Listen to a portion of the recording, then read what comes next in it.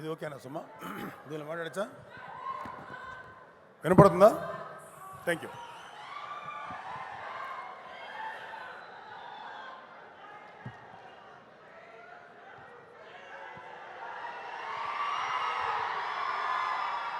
Thank you.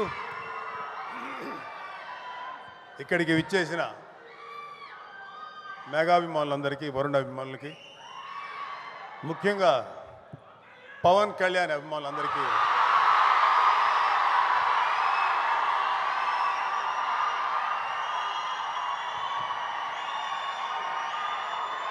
ఇప్పుడే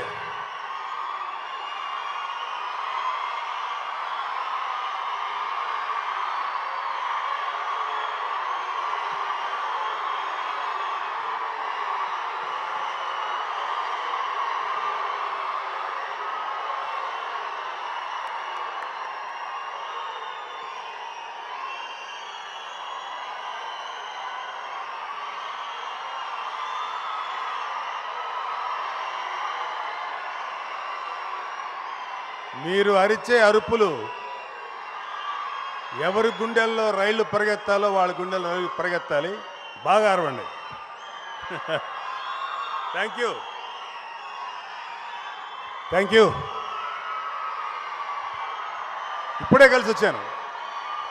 కళ్యాణ్ బాబు దగ్గరికి వెళ్ళి ఇట్లా వస్తున్నా.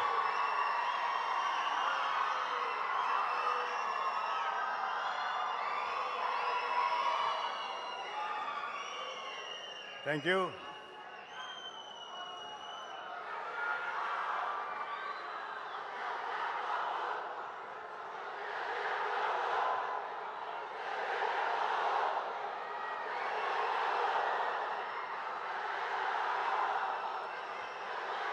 Thank you.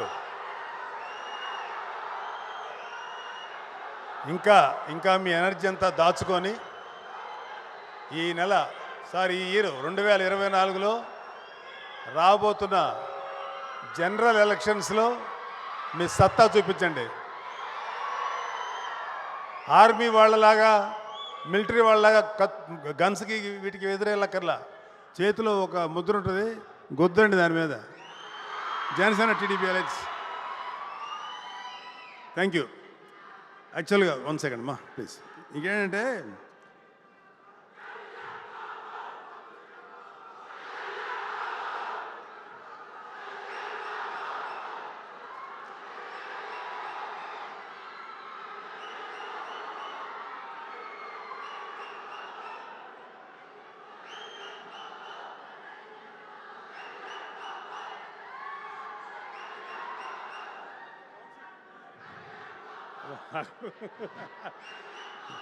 Let them.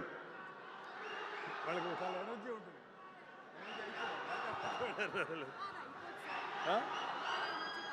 ఉంటుంది, కొంచెంసేపు ఉంటుంది. మీ ఎనర్జీ గురించి మాట్లాడుకుంటున్నాం.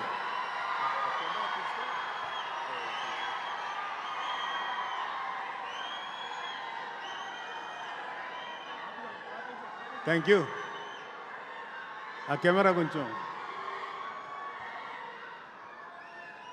అంతే, అలాగే ఉంటుంది. Thank you. ఇక్కడ మనందరం మాట్లాడుకోవాల్సిన విషయం, నేను ఈ సినిమా గురించి కంటే కూడా వరుణ్ గురించి మాట్లాడటానికో, దర్శకుడి గురించి మాట్లాడటానికో, సోనీ కంపెనీ గురించి మాట్లాడటానికి రాలేదు. ఇండియన్ ఆర్మీ ప్రైడ్ గురించి మాట్లాడటానికి వచ్చాను. ఎందుకంటే మా ఇంట్లో ముందు ఈ స్పీచ్ మా అమ్మని తలుచుకొని ఇవ్వాలి. మా అమ్మ ఒకటే మాట అంటుంది, పొద్దున్నే లేచి నా బిడ్డ ముగ్గురు బాగుండాలి, నా కూతురు బాగుండాలి, మిగతా అందరి బిడ్డలు బాగుండాలి, ముఖ్యంగా బోర్డర్లో నిరంతరం మనల్ని కాపలా కాస్తున్న సైనికులు వాళ్ళందరూ కూడా ఏమి కాకుండా వాళ్ళని కాపాడే దేవుడాన్ని మమ్మతనం పెట్టుకుంటుంది. నేను నిజంగా ఆశ్చర్యపోయా, ఏమో అలా ధనం పెట్టుకుంటావా అన్న. నాకు కొంచెం సిగ్గేసింది. అంటే మాకు మిలిటరీకి మా ఇంట్లో టచ్ ఉంది కాబట్టి మాకు లేదు. మా అమ్మగారి వాళ్ళ నాన్న ఎక్స్ మిలిటరీ మ్యాన్, మిలిటరీలో పనిచేసి వచ్చిన ఆయన. మా అమ్మ వాళ్ళ మేనమామ మిలిటరీలో పనిచేసి వారిలోనే చనిపోయిన వ్యక్తి. అలాగే మా నాన్న అన్నయ్య, మా పెదనాన్న, ఆయన కూడా మిలిటరీలో పనిచేసి రిటైర్ అయిపోయి వచ్చిన వ్యక్తి. సో మిలిటరీ తోటి మాకు ఒక అనుబంధం ఉంది. సో మీరు ఒక 2 ఇన్సిడెంట్స్ చెప్తాను, దాని తర్వాత నేను దిగిపోతాను. అసలు ఇప్పుడు మనం ఏదైతే చూస్తున్నామో ఇదంతా highly mechanized, highly modern, high level technology. ఏమీ లేనప్పుడు ఐ థింక్ ఫస్ట్ 1965 పాకిస్తాన్ వార్లో యుద్ధం జరుగుతుంది. మన ఇండియన్ ఆర్మీ అంటే మోస్ట్ డేంజరస్, అంటే చాలా riskiest among all army, air force and నేవీలో అత్యంత రిస్క్ ఏంటంటే ఎయిర్ ఫోర్స్ వాళ్ళది చాలా రిస్క్. ఎందుకంటే ఫస్ట్ వాళ్ళే మెనూరింగ్ చేసి ఫస్ట్ అటాక్ వాళ్ళు చేస్తారు జనరల్గా, నాకు తెలిసినంతవరకు అది. సో పాకిస్తాన్ వాళ్ళకి ఏం చేశారంటే అమెరికా వాళ్ళు అత్యంత మోడర్న్ ఏమంటారు దాన్ని, ఇది దాన్ని ఏమంటారు, రాడార్ ఎస్ సారీ, చాలా మోస్ట్ మోడర్న్ రాడార్ ఇచ్చారు అప్పటికి. అంటే అంతకుముందు అంత రాడార్ సిస్టమ్ అంత అడ్వాన్స్ లేదు. ఇండియన్ ఎయిర్ ఫోర్స్ ఎయిర్లో ఎగిరింది ఒక 10 మంది వాటెవర్ ఒక సంఖ్య. ఎగిరిన తర్వాత గాల్లో వచ్చినటువంటి ఫ్లైట్స్ని వచ్చినట్టే పర్ఫెక్ట్ కొడుతున్నారు. అంతకుముందు ఎప్పుడు కొట్టలేదు. ఎలా కొడుతున్నారంటే పాకిస్తాన్ వాళ్ళ దగ్గర అమెరికా వాళ్ళ యొక్క అత్యంత అధునాతనమైన రాడార్ ఆ రోజుల్లో ఉంది. అంత ఈజీగా టార్గెట్ చేయగలుగుతున్నారు. సో ఇండియన్ ఎయిర్ ఫోర్స్ నష్టపోతుంది. చాలా క్రిటికల్ సిచ్యువేషన్లో ఉంటే కొంతమంది చనిపోవడం, కొంతమంది కూలిపోయినాయి. ఇద్దరు వ్యక్తులు మాత్రం అందరినీ వెనక్కి వచ్చేయమంటారు. ఎయిర్ ఫోర్స్లో ఎప్పుడేమిటంటే రిట్రీట్ అనేది ఏదో ఉంటుంది కుదరినప్పుడు. వాళ్ళిద్దరు మాత్రం ఇద్దరున్నారు, ఆలీ బ్రదర్స్, అన్నదమ్ములు. ఇది మా పెదనాన్నగారు నాకు చెప్పిన విషయం. అన్న ఇక్కడే ఉంటే వీళ్ళు మళ్ళీ అటాక్ చేస్తారు, మనకి ఎయిర్ ఫోర్స్ వాళ్ళు మన బాసులు ఇచ్చినటువంటి ఈ కమాండ్ని మనం యాక్సెప్ట్ చేస్తే మళ్ళీ నష్టం అవుద్ది. కానీ మనం ఏదైనా తప్పు చేస్తే మనం కోర్టు మార్షల్ చేస్తారు, ఈవెన్ చచ్చిపోయిన తర్వాత కూడా. కానీ అయినా పర్లా, కంట్రీ బాగుంటుంది.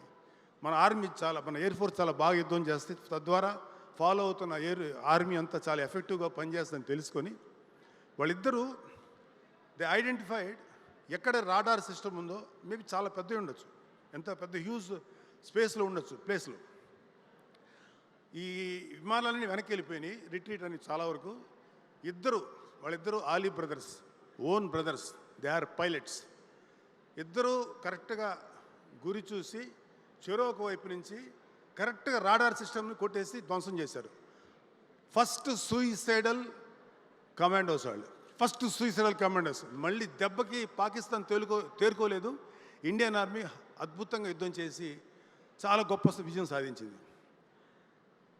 అలాగే ఇంకొక ఇన్సిడెంట్ 1962లో చైనా వార్ వచ్చింది. దాన్ని బ్యాటిల్ ఆఫ్ రెజంగ్లా పాస్ అంటారు. ఇది చాలా ఇంట్రెస్టింగ్ ఉంటుంది. మీకు ఎవరికైనా ఓపిక ఉంటే యూట్యూబ్లో దొరుకుతుంది, చూడండి.